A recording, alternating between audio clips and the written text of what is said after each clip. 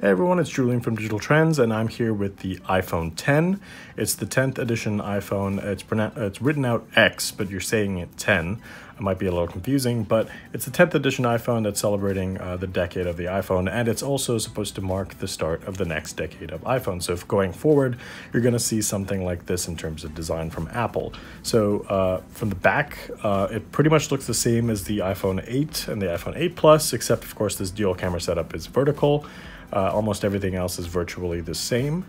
But of course, flip it around and you have a completely different design. Those bezels that Apple has been known for have considerably shrunk.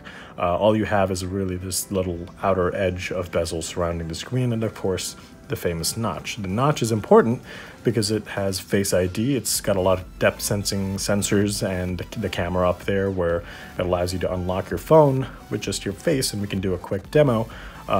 There it is, it just unlocked that quickly because I'm staring at the camera. It works just as well when I'm, so if I look at the camera, or if I don't look at the camera, it doesn't unlock the phone, but when I look at it, unlocks right there. And Apple has made sure there's a lot of security behind it, so it doesn't work with like a picture of your face. You have to stare at the camera, so someone can't just put the phone up to your face when you're sleeping, for example. So there's a lot of security and thought gone into it, so we'll have to continue to see how well it works.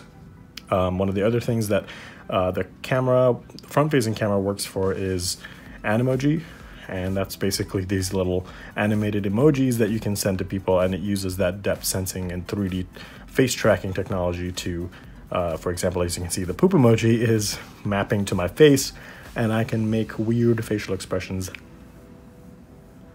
and it will match it, and I can sort of record, hey, let's go to lunch soon.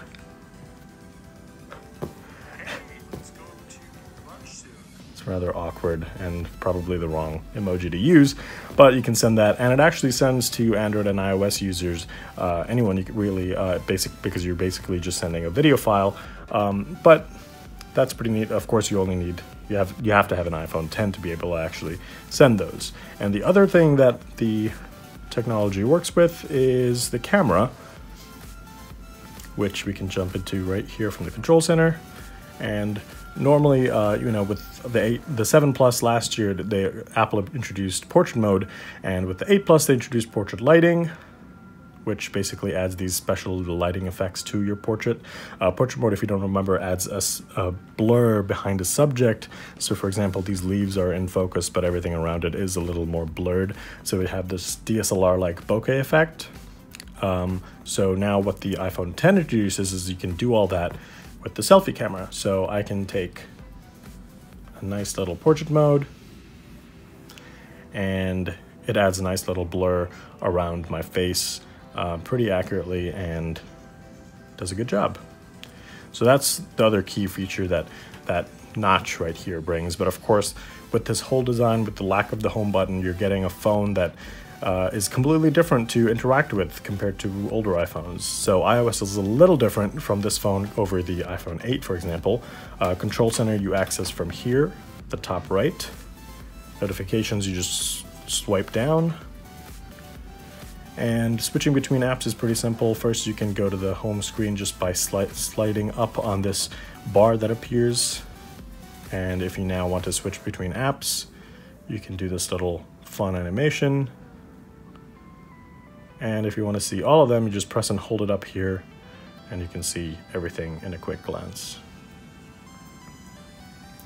So really, there isn't much different in terms of the hardware from the iPhone 8 Plus. The cameras are a little different. There's the rear camera especially now has dual optical image stabilization, so you're getting better images in low light probably. We'll have to do a little more testing to see how that works, but it's really this display that you're buying. It's OLED, and it's gorgeous, it's bright, and it's just very colorful and vibrant. So we'll have to do a lot more testing. This is just our first look at it after using it for a few days. Oh, and one more thing, just like the iPhone 8 and the 8 Plus, you can now wirelessly charge with this. So all you have to do is just put it down on a wireless charger, and you'll get that animation at the top right that says it's charging.